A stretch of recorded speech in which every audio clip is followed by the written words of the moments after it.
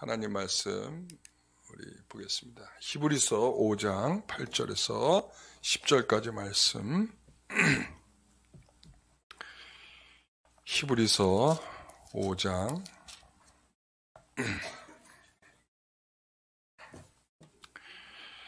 히브리서 5장 8절에서 10절까지 말씀.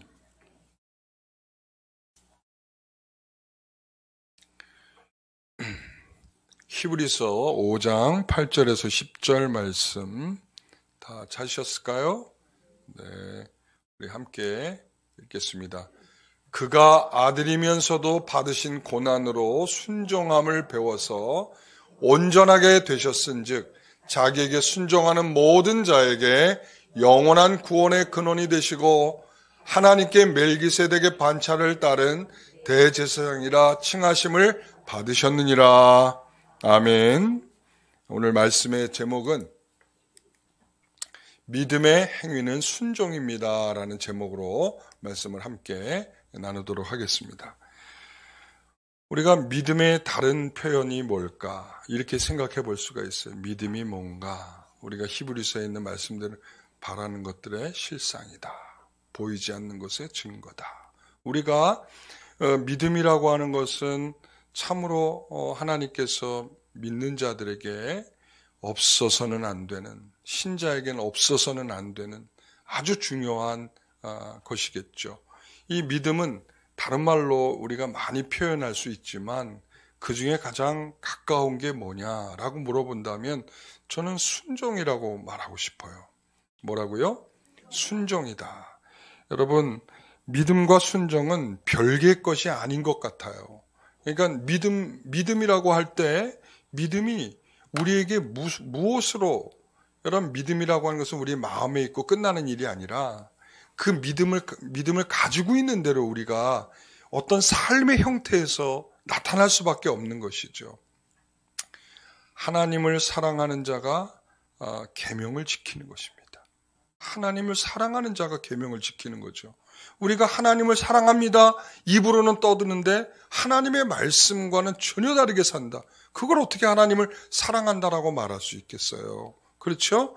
그러니까 우리가 하나님을 믿습니다 하면 그 믿음대로 살고자 하는 것이죠. 그랬을 때 그 근거가 뭐냐 이런 것이죠. 그 근거가 믿는다면 우리는 분명히 그런 행동이 있는 것입니다. 순종이라는 행동이 우리에게 있는 것입니다. 우리 예수님께서 그런 차원에서 가장 모범을 보여주셨다는 말씀을 오늘 히브리서는 하고 있는 거예요. 그분이 모든 하나님 앞에 순종함으로 인해서 우리의 구원의 근거로 만들어주셨다 이렇게 말씀하고 있는 것입니다. 여러분, 그래서 믿음과 순종은 동전의 양면 같은 거예요. 그래서 우리가 한쪽을 뒤집으면 우리가 믿음이 있습니다. 그 믿음대로 뭐 한다고요? 그 반대면에서 순종하는 거예요. 그래서 믿음이 있다고 하는데 애매모호하다. 그거는 정말 이상한 거죠.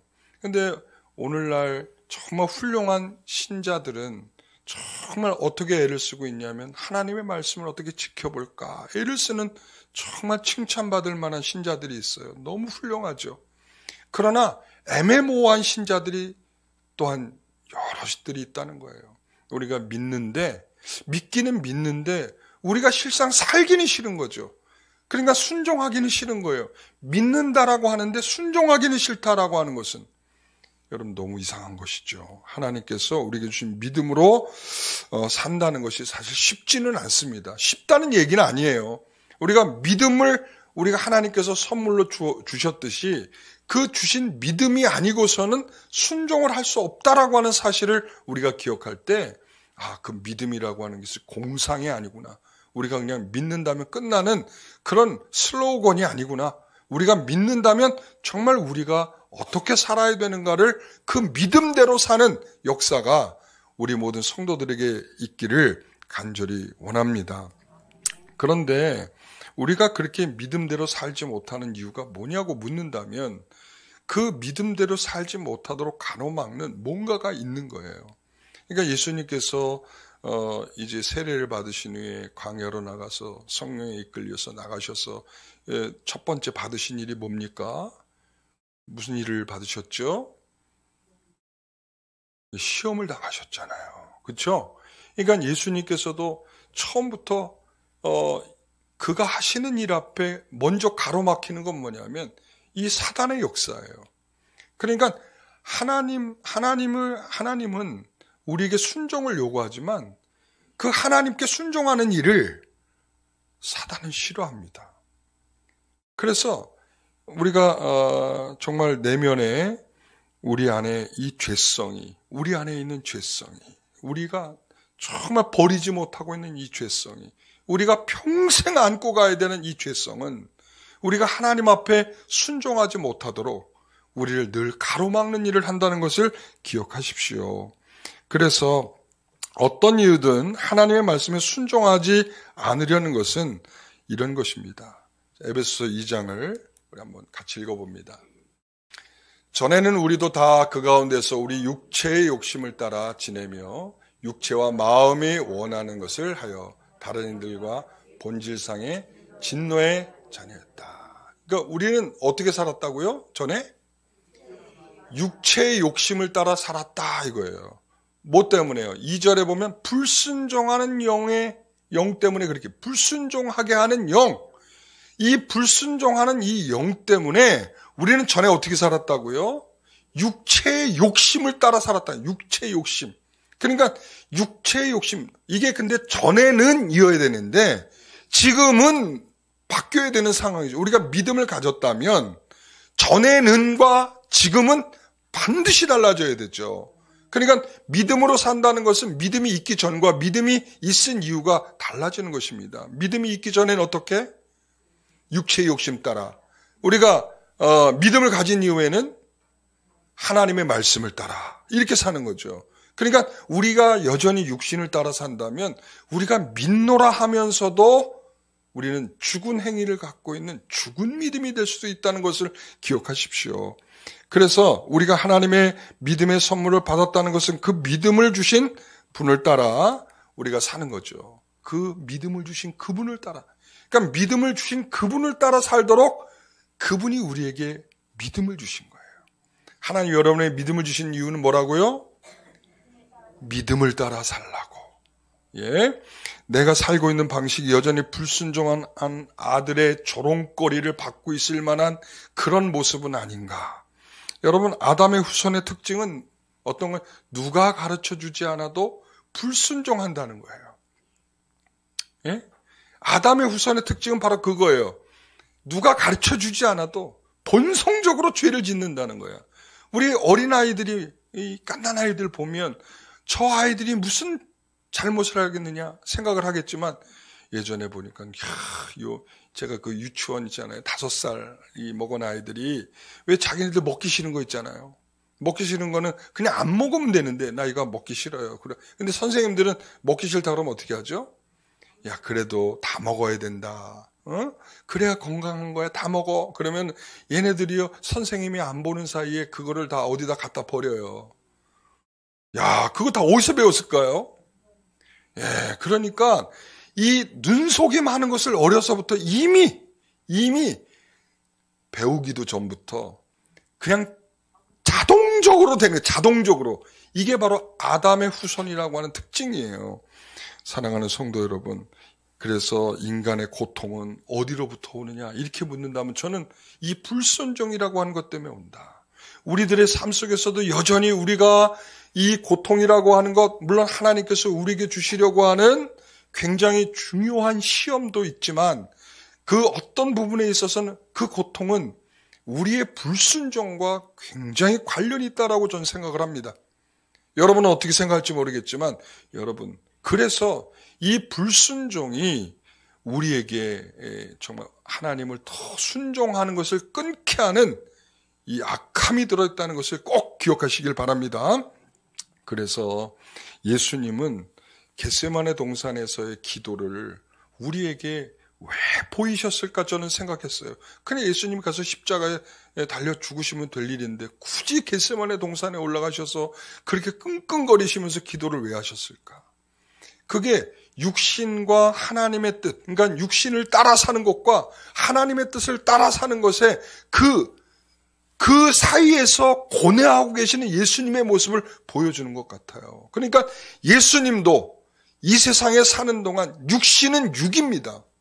그러니까 그 육신이 겪는 고통, 육신이 겪는 것 중에서 그 고통은 지나갔으면 좋겠다라고 하는 것이 있지만 한편에는 하나님의 뜻, 그러니까 이것과의 줄다리기 속에서 고뇌하고 계시다가 결국은 무엇을 택하십니까? 하나님의 뜻을 따르는 거죠. 쉽지 않다는, 여기서는 중요한 건 쉽지 않다. 하나님의 뜻을 따르는 일이 쉽지 않다. 육적인 것이 늘 우리를 방해하기 때문에 육적인 것을 따라가도록 우리들 계속적으로 우리 마음의 본성이, 이 악함의 본성이, 죄의 본성이 우리를 계속적으로 자극하려고 하고 있을 때 그 본성을 뚫고 하나님의 뜻을 따라 산다는 것은 매우 쉽지 않은 일입니다. 여러분, 배고픈데 밥 안 먹을 자가 있겠습니까? 그렇죠. 예? 3일 굶으면 남의 담장을 넘지 않을 그런 자신 있는 사람이 얼마나 있겠습니까? 예? 직장에서 잘린다라고 하는데 부정부패에 어떻게 같이 가담하지 않을 사람들이 얼마나 있겠습니까? 너 돈 많이 줄 테니까 이런 부정에 너도 참여하라 하면 그 부정에 참여 안 할 사람들이 얼마나 있겠습니까? 여러분, 그게 현실이라고요. 그런데 그것과 적어도 그 무릎 꿇고 앉아서 하나님, 제가 어떻게 해야 합니까를 그래도 기도하면 하나님께서 우리에게 순종하도록 그 육신의 고통을 뚫고 하나님께 불순종을 덮어내며 우리를 순종의 길로 이끌어 가시는 믿음이 우리 가운데 있도록 하나님이 이끌어 가지 않겠습니까? 그런데 우리는 그 사이에서는 하나님한테 면목이 없으니까 일단 기도하지 않는다는 거야. 그게 우리들이죠. 그러니까 그런 거 앞에 두고 하나님, 내가 어떻게 하면 좋겠습니까? 내가 육신을 따른다면 내가 저게 너무 필요한데 그렇게 하는 것이 좋지 않겠습니까? 라고 분명히 할 텐데, 그러면 왠지 하나님께서 뭘 하라고 하겠어요? 육을 따라 살라고 하겠어요? 아니면 하나님의 뜻을 따르라고 하겠어요? 그러니까 기도 안 하는 거야. 그러니까 기도하면 뻔한 답이 나올 것을 아니까 육신을 따라 사는 자에겐 기도함이 없다 이거예요. 왜 우리에게 기도가 멈췄냐고 물어보면 내 마음대로 살고 싶어서 기도 안 하는 거죠. 사랑하는 성도 여러분, 이 자리에 오신 성도 여러분, 그리고 온라인으로 함께하는 성도 여러분, 기도합시다. 기도는 바로 순종하려는 믿음의 행위예요. 하나님의 뜻을 내가 순종하기 위해서 예수님께서 겟세마네 동산에서 무릎을 꿇고 기도하시면서 정말 땀방울과 핏방울을 흘려내시는 정말 고난도의 그 고통이 결과적으로는 하나님의 뜻을 따라가는 놀라운 역사로 이어져 가는 것처럼 우리의 삶의 기도는 매우 정말 그런 놀라운 역사가 저는 일어난다고 믿습니다. 오늘날 그래서 기도하는 성도들이 오히려 적어지는 이유가 여러분, 육신을 따라를 위해서 기도가 멈춰지고 있는 것은 아닐까, 우리가 조금 생각해 봐야 되지 않겠습니까? 여러분, 그러고 나선 예수님께서는 그 기도 위에 십자가에 매달리셨고, 그리고는 뭐라고 마지막 말을 하셨죠? 가상칠언? 가상칠언의 맨 마지막 말. 네? 그렇죠. 다 이뤘다가 끝이어야죠. 여기서 저는 다 이뤘다의 가장 중요한 핵심 중에 하나가 뭐냐면, 여러분, 왜 그들에게 죄악과 심판이 인간들에게 왔습니까? 라고 물으면 불순종이죠.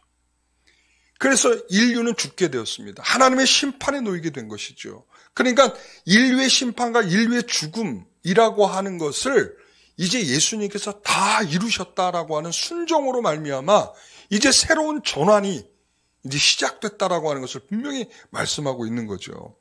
다 이루었다라는 외침 속에 완전한 순종이 들어있다라고 저는 믿습니다. 아버지에 대한 완전한 순종으로 들어가는 것이죠.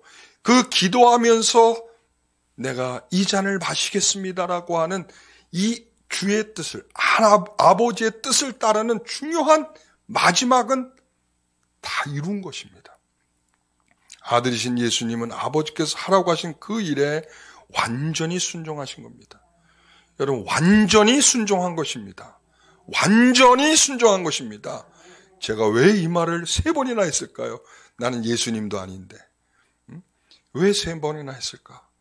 완전히라고 하는 말 속에는 99%도 안 된다는 거예요. 예? 몇 프로? 100%여야 된다는 거예요. 우리 주님께서 99%만 하셨으면 그 1%가 더 차기까지는 어떤 일이 또 필요한 거야. 그런데 우리 예수님께서 완전히 순종하셨다는 것을 통해서 우리가 더 이상 요구될 만한 순종이 없다. 우리에게 순종을 요구하는 것은 바로 그 그리스도 안에서 그분이 이루신 순종 안에 우리가 살아갈 때 그 가운데에 진정한 그 순종, 예수님께 순종하신 그 은혜가 우리에게 주어지게 되는 것이죠. 그래서 우리가 무엇인가 하다 보면 우리도 모르게 사실은 우리가 예수님을 믿으면서 하나님의 뜻을 이루며 살기를 원하죠. 여기 한 분도 그것을 부정하시는 분은 없을 거예요. 그렇죠? 우리가 다 하나님의 뜻을 따라 살기를 원하시잖아요. 그렇죠? 그런데 왜 안 되죠? 라고 물어보면 저는 분명히 이렇게 말하고 싶어요. 처음은 그런 마음을 갖고 있다가 중간쯤 가면 그래 그렇게 하는 거지. 왜 있잖아요. 우리가 왜 말 읽기 할 때 어떤 단어를 우리가 전달해 주려고 하면 입으로 막 하면서 가다가 나중에 보면은 이 전달해 줄 때 되면 다른 말로 바뀌어 버리는 거죠. 그러니까 우리가 어떻게 보면 이 맨 처음에 시작한 목적과 끝날 때는 내가 왜 여기까지 왔는지를 모르는 거예요. 우리 약간 건망증이 많으신 분들은 그러잖아요. 내가 냉장고 문 앞에 딱 서가지고는 내가 냉장고 앞에 왜 왔지? 냉장고 앞에 온 이유를 모르는 거예요. 제가 전에는 이걸 잘 몰랐는데 저도 요즘 그럴 때가 있어요. 내가 왜 여기 와 있지? 그런데 이유를 모르는 거예요. 그러니까 내가 오면서 오는 이유를 잊어버린 거예요. 우리가 순종하지 못하는 첫 번째 이유 중에 하나는 뭐냐면 우리가 처음에는 순종하려고 했는데 가다가 보면 이런저런 일들을 만나니까 내가 왜 가고 있고 내가 왜 신앙생활, 내가 가진 믿음은 무엇이고 이런 것에 대해서 이제 점점 흐려지기 시작하는 거예요. 그러니까 우리의 믿음의 삶이 그렇고 우리의 신앙생활도 그렇습니다. 왜 처음과 같지 않고 적당한 생각을 하고 그리고 그러면서 문제없이 잘 하고 있다고 생각하는 것일까요? 방향을 잃어버리고 제멋대로 가면서 나는 믿음이 있다라고 말하는 것은 아닐까요? 여러분, 우리가 모두 가고 있는 길이 어딘가를 분명히 아시기 바랍니다. 믿음으로 천성을 향해 가고 계십니까? 천성은 그냥 가는 게 아니라 다 주의 뜻대로 우리가 살고자 하는 자들에게 그 길로 통하고 있는 거예요. 믿음을 주셨다는 것은 그 믿음을 주신 그분의 뜻을 위해 살아가는 거죠. 그래서 예수님께서는 한 번도 방향을 잃어버리고 살아보신 적이 없는 거예요. 그 증거가 요한복음에 잔뜩 나오거든요. 요한복음에 보면 요한복음 4장 34절의 말씀을 보면 같이 한번 읽어봅니다. 예수께서 이르시되 나의 양식은 나를 보내신 이의 뜻을 행하며 그의 일을 온전히 이루는 것이니라. 뭐라고 말씀하셨어요? 나의 양식은 나를 보내신 이의 뜻을 행하며 그의 일을 온전히 이루는 것이다. 그러니까 우리 예수님의 양식은 그래서 맨날 굶고 다니셨나 봐요. 밥 못 드시고 매일 굶고 다니신 이유가 뭔가 생각해 보니까 우리 예수님의 양식은 바로 나를 보내신 이의 뜻을 행하면서 너무 바빠가지고 밥 드실 시간이 없는 거죠. 여러분. 근데 우리는 밥 먹을 시간 때문에 우리는 아무것도 못하는 거죠. 저는 오늘 제가 여러 가지 일들을 막 하다 보니까 저는 오늘 저녁을 못 먹었어요. 그러니까 예수님이 이런 마음이 되셨을 것 같다. 내가 생각했는데, 주를 위해 하나님의 뜻을 이루기 위해서 밥도 굶으시면서 배고프면서 그 금식 아닌 금식도 해가시면서 그렇게 일하시지 않았나 이 생각을 합니다. 여러분 저를 불쌍히 보지 마세요. 한 끼 좀 굶을 수도 있죠. 그러면 아무것도 아닙니다. 그런다고 배도 안 들어가고, 여러분 전혀 사는데 지장도 없어요. 자, 그러니까 나의 양식은, 그러니까 이 예수님의 일관된 모습은 뭐냐? 내 양식은 항상 하나님의 뜻을 생각하면서 열심히 그것을 이루려고 하는 일관성, 끝까지 이루겠다. 그래서 맨 마지막에 뭐라고 그러셨어요? 다 이루었다. 그러니까 이게 일관성이에요. 신앙은 일관성이에요. 어제와 오늘이 달라진다는 변화는 긍정적인 좋은 변화지 달라지는 변화가 아님을 기억하시기 바랍니다. 그래서 우리 주님은 나의 양식은 이렇게 표현한 것처럼 늘 순종하며 이 생애를 살았다는 것은 우리를 알 수 있어요. 이게 우리의 좋은 모범이어야 할 것입니다. 그러니까 예수님께서 병자를 고치시면서 가난한 자를 만나시면서 그리고 정말 힘겨워하는 사람들을 만나시면서 예수님은 우쭐하며 내가 온 곳은 말이야 너희들을 다 고쳐주러 왔어. 너희들이 이제 병자 없을 거야. 예수님은 이런 마음이 아니라 지금 아버지의 일을 하고 계시는 거예요. 예? 아버지의 일을. 이 날 때부터 맹인된 자, 요한복음 9장에 나오는 그죠? 실로암에 가서 치유를 받았던 그 맹인도 왜 그렇게 날 때부터 그렇게 됐습니까? 아버지의 일을 하는 거예요. 그러니까 그의 평생의 고통스러운 삶 속에서 보지 못하는 인생을 살아온 건데 그것이 아버지의 영광과 아버지의 뜻을, 아버지의 일을 하기 위해서 그와 같은 일이 있었다는 거죠. 그러니까 여러분 우리가 살면서 불편한 것은 하나님께서 우리에게 그런 이유가 있겠다.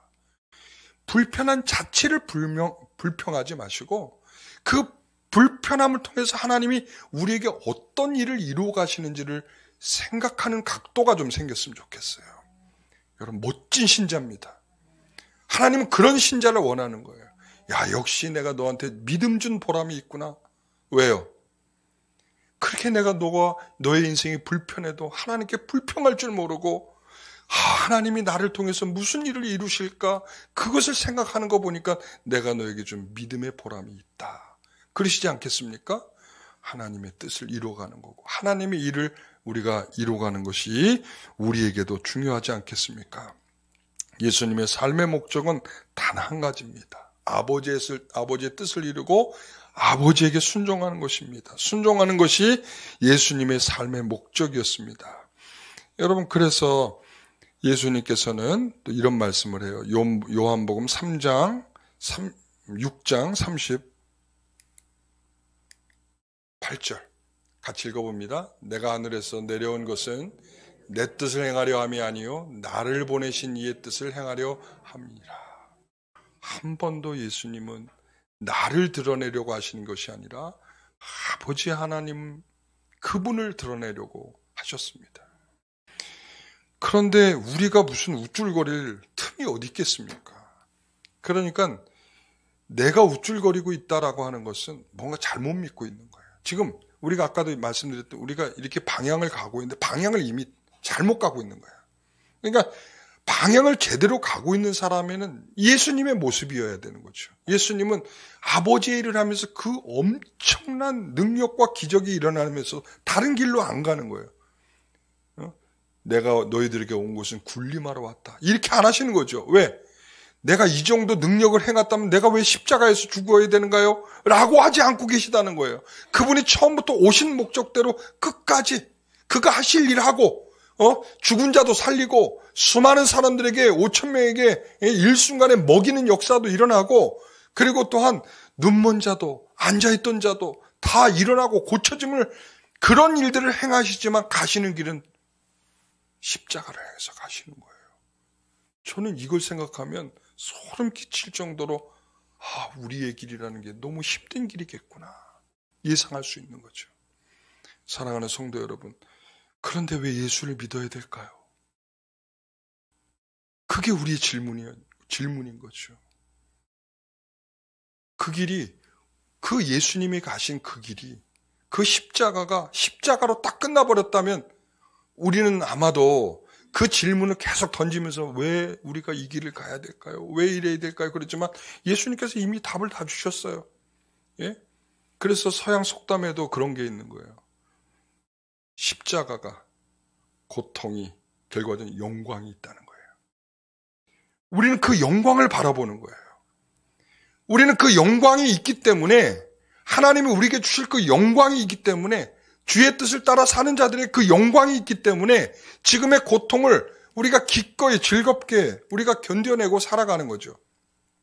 사랑하는 성도 여러분, 그래서 오늘 본문을 다시 한번 읽어봅시다.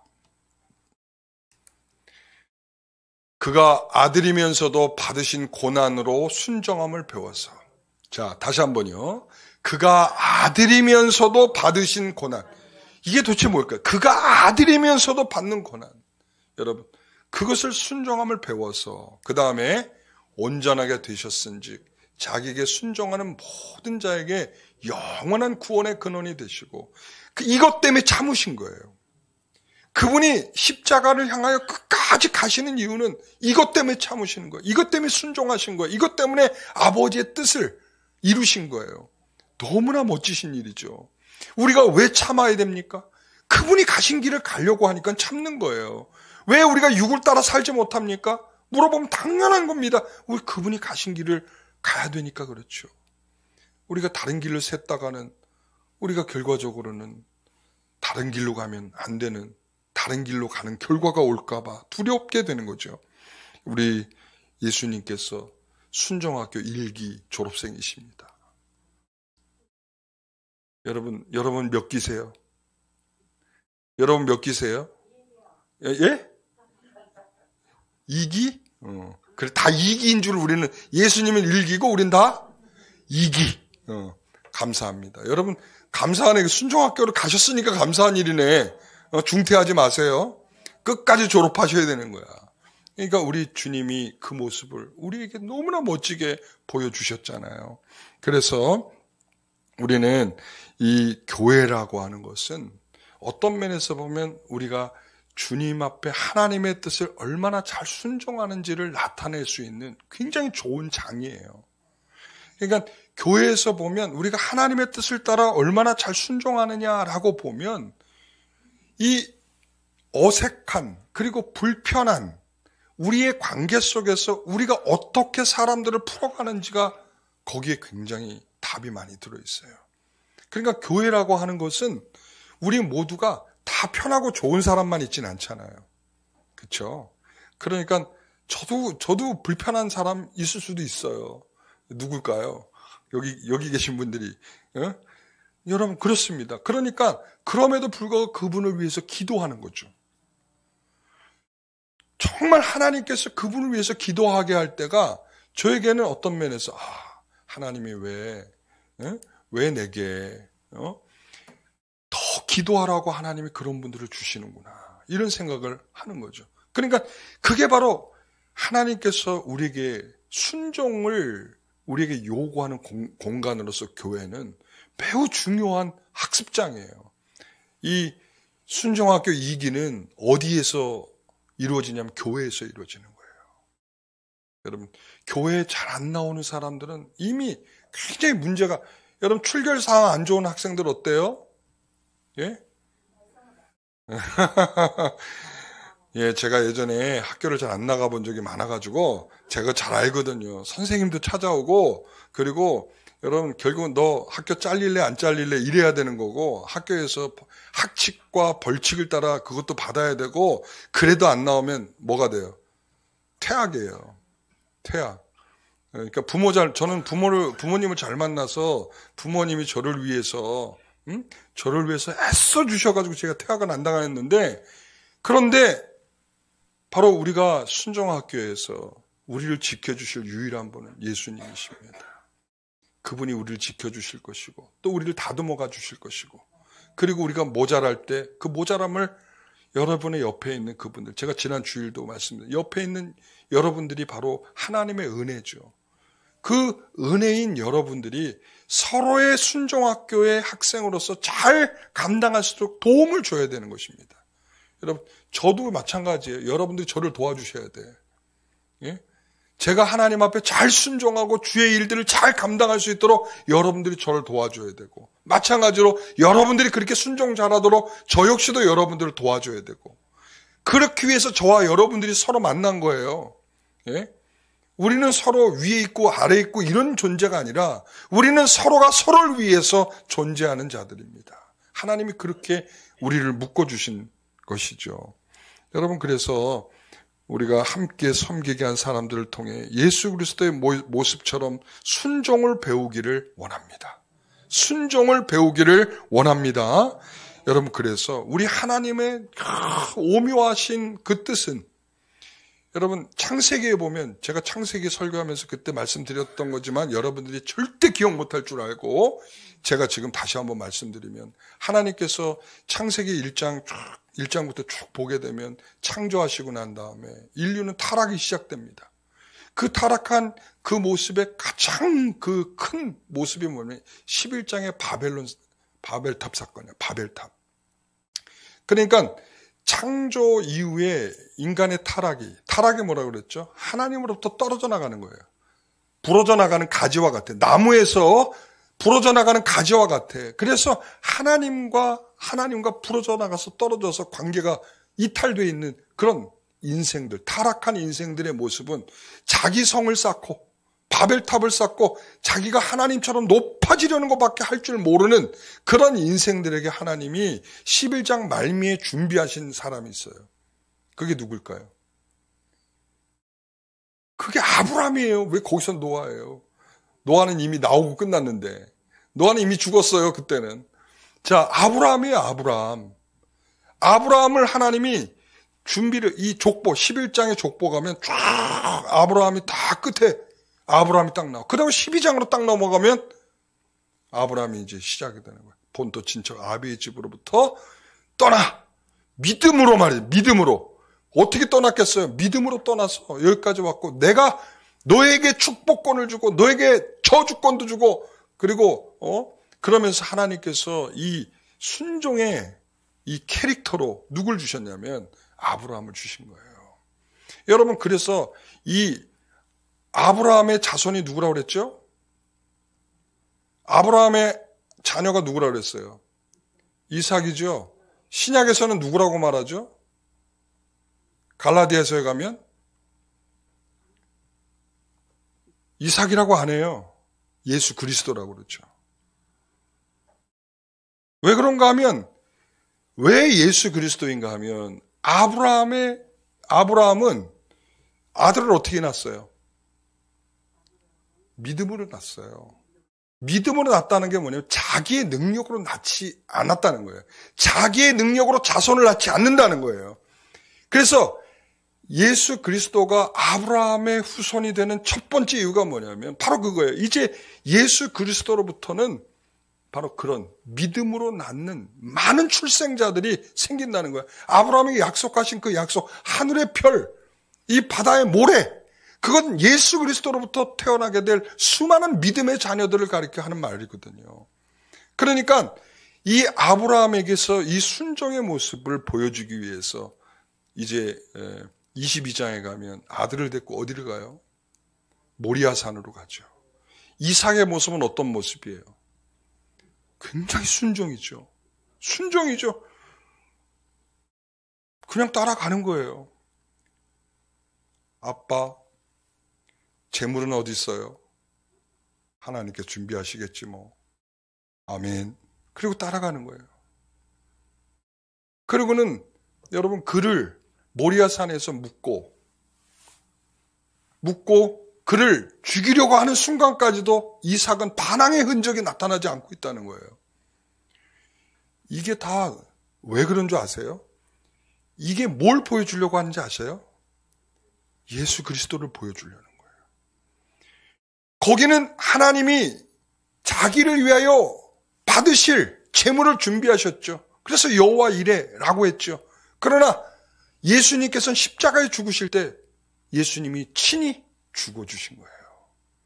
굉장한 순종이죠. 그러니까 그걸 모형으로 보여주고 있어요. 그래서 모리아산과 예수님이 죽으신 골고다는 동일한 자리예요. 실제적으로 위치적으로도 물론 뭐 딱 그 자리에서 그 자리에 이루어졌다 그건 아니어도 그 산이 그 산인 거예요. 지금 성전이 있는 성전산, 지금 예루살렘 성전이 있는 성전산이 모리아 아우라 타작마당을 사서 그것을 결과적으로 성전을 짓게 된 거죠. 그렇죠? 솔로몬이 짓게 된 성전이 짓게 된 건데, 그런데 그 전에 모리아산이 바로 그 산이거든요. 그래서 모리아산에서 그 이삭을 순종함으로 드리셨던 것처럼 바로 예수님께서 순종으로 십자가에 죽으심을 당하신 거죠. 그러니까 믿음을 주려고 하는 자에게 하나님이 먼저 우리에게 주시기를 원하는 것은 뭔가 하면 순종이에요. 사랑하는 성도 여러분, 우리가 불순종하면서 여전히 우리가 믿음을 가졌다라고 말하는 것은 굉장히 불편한 진실이에요. 불편합니다. 불편해. 우리가 믿는다고 하면서 불순종해. 더 기가 막힌 건 뭐냐면 우리가 믿는다고 하는데 하나님이 우리에게 뭘 요구하는지도 몰라. 하나님 뭘 요구하는지도 모르고, 그러니까 당연히 순종할 줄도 모르고. 여러분, 너무나 기막힌 일 아니겠습니까? 오늘 저는 우리는 순종이 뭐가 그렇게 대단할까요? 라고 말하면 저는 그 순종 자체가 우리에게 주시는 가장 큰 복이라고 저는 믿습니다. 여러분, 복 받기를 원하십니까? 순종하십시오. 순종하는 자에게 그 복이, 예수님께서 그 십자가에서 순종하셔서 그 영광의 아들로 그 영광스러운 존귀와 영광을 다 받는 자리로 두셨던 것처럼 빌립보서 2장에 그 낮아지셨던 예수님이 그 다시 높아져서 그 모든 영광과 존귀를 다 받으시는, 그분 앞에 다 무릎을 꿇고 모든 만물이 그 앞에 영광을 돌리는 그 놀라운 그 모습과 같은 것들을 우리도 바라보게 되는 것은 순종하는 자에게 축복이 있다라는 것을 우리에게 말씀하고 있는 거죠. 여러분, 끝까지 우리가 그 길을 함께 걸어가기를 소원합니다. 이것이 초점이어야 합니다. 예수님께서 우리를 구원하기 위해서 끝까지 순종하셔서 우리에게 좋은 결과를 만들어내셨던 것처럼 우리가 그 결과를 받은 자들은 마찬가지로 우리의 삶에 그런 순종함을 하나님께서 요구하지 않겠습니까? 우리는 순종학교 2기 학생들이죠. 그렇죠? 예, 우리는 그 순종학교 2기를 끝까지 잘 졸업하는 저와 여러분 되시기를 간절히 소원합니다. 기도하겠습니다. 하나님 아버지 감사합니다. 누구든지 하늘에 계신 내 아버지의 뜻대로 하는 자가 내 형제요 자매요 어머니라 하셨습니다. 불순종은 하나님의 뜻과 상관없이 성경에 말씀하는 진리를 외면하고 내 일에만 빠져 정신없이 살아가는 불순종입니다. 하나님, 우리의 신앙생활을 좀 가다듬을 수 있도록 인도하여 주시옵소서. 아버지 하나님, 잘하는 자에게 칭찬해 주시옵소서. 그리고 또한 우리가 불순종하며 믿음을 가졌다고 하면서 불순종하는 성도들에게 아버지 하나님, 순종함이 무엇인지를 잘 깨닫는 은혜를 주시옵소서. 오늘 우리 모두에게 그와 같은 하나님의 은혜가 있을 줄 믿고 다 감사하며 예수님의 이름으로 기도하옵나이다. 아멘.